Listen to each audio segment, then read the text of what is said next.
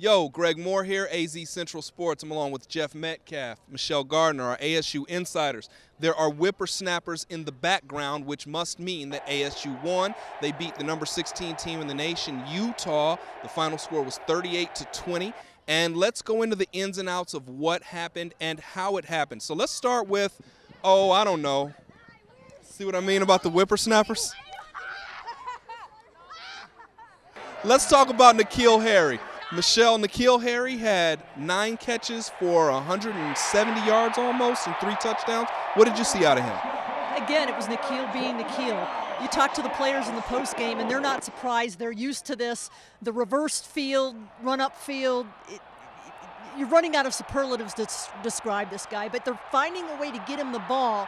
And early in the season, they weren't getting him the ball enough, in my opinion. But now, that's the difference in the way they've played the last few weeks. Listen, his nickname is the real deal. I think he's unreal. He scored on a long touchdown pass that he caught. There were 2 receivers, took an outside release. N'Keal got one-on-one coverage. The safety couldn't get over. He caught a touchdown there. He caught one where he reversed his field all the way around. It was just vintage N'Keal Harry. It's the sort of thing we've come to expect from him, which is ridiculous. Now, Jeff, let's talk a little bit about the run game, though, and then we'll go into the defense. So Eno Benjamin finished with, I think, 175 yards and 2 touchdowns, but as a team, ASU rushed for 250.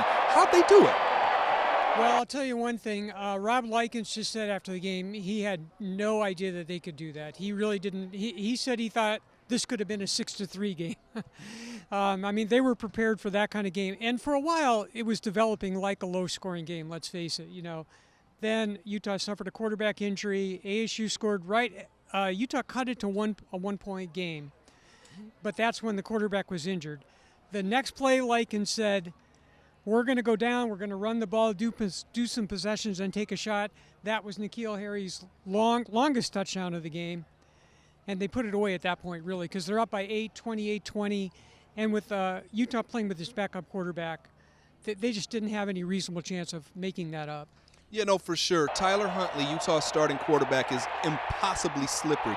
ASU was in the backfield several times and just could not get the guy down. He was able to make plays and get guys open just by extending the play by not getting sacked. But this goes into something that Michelle noticed earlier in the week. Coach Danny Gonzalez, the defensive coordinator, said, hey, when we get a team down, we've got to put them away. Michelle, what did you hear about that today? They said that they right before the third quarter at halftime, they talked about that in the locker room, not letting them up, step on them when they're down. Don't do what you did last week against USC and give up 21 straight points and give them momentum. So they said that was something conscious that they talked about all week, and they executed that to perfection today. Listen, Pac-12 South is in play.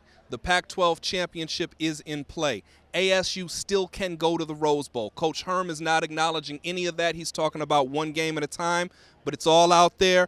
And a lot of it has to do with the fact that they beat the number 16 team in the country here at Sun Devil Stadium. Again, for Jeff Metcalfe and Michelle Gardner, ASU Insiders, I'm Greg Moore. We're going to have more coverage about this at AZ Central Sports.